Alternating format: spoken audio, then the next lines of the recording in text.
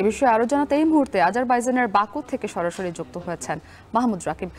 রাকিব, চূড়ান্ত ঘোষণায় বাংলাদেশের ক্ষয়ক্ষতি নিয়ে দাবি দেওয়া যেন অন্তর্ভুক্ত হয় সে ব্যাপারে প্রধান উপদেষ্টা তো জোর দিতে বলেছেন সবাইকে। তো আজ সম্মেলনে কি তিনি সেই দাবিগুলোই তুলে ধরবেন কিনা বিস্তারিত জানাবেন?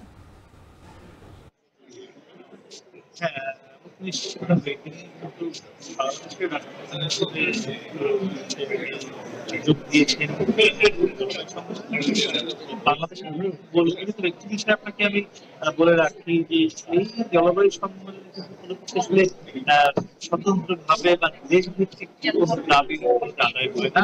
এখানে একটি গ্রুপ হয় বাংলাদেশ এই যতগুলো দাবি দেওয়া পাওয়া যাবে সবাই জানিয়ে রাখি যে এখন থেকে ঠিক 15-20 মিনিট আগে প্রধান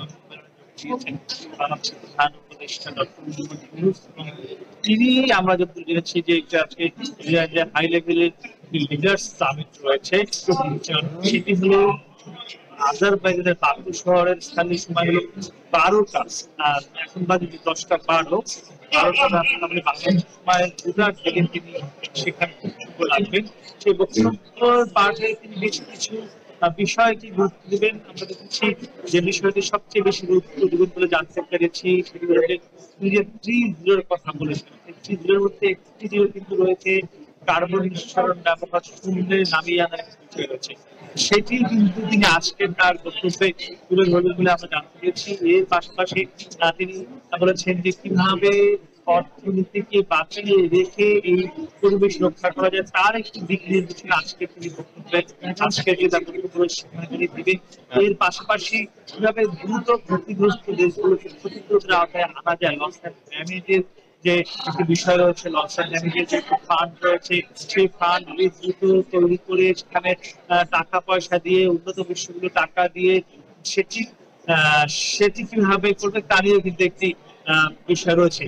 এর পাশাপাশি সকালবেলা তিনি আমরা জেনেছি যে তার হোটেলে আল আজহার যে মসজিদ রয়েছে তার গ্র্যান্ড ইমামের সঙ্গে এসে বৈঠক করেছেন। এরপরে আজকে আপনাকে যেটি বলছিলাম 12টার সময় তিনি এখানে যে লিডার সামিট সেখানে বক্তব্য রাখবেন। এরপরে বাংলাদেশ ক্যাবিনেট যে আগ্রহ রয়েছে এখানে 2-3টি বায়োলেটারাল বৈঠক রয়েছে। আমরা হয়তো বা ধারণা করছি বাংলাদেশ প্যাভিলিয়নে যে আজকে তার বৈঠকগুলো রয়েছে সেখানে হয়তো তাকে আমরা পেতে পারি। আমার কাছে এখন পর্যন্ত এই ছিল সব। আজারবাইজানের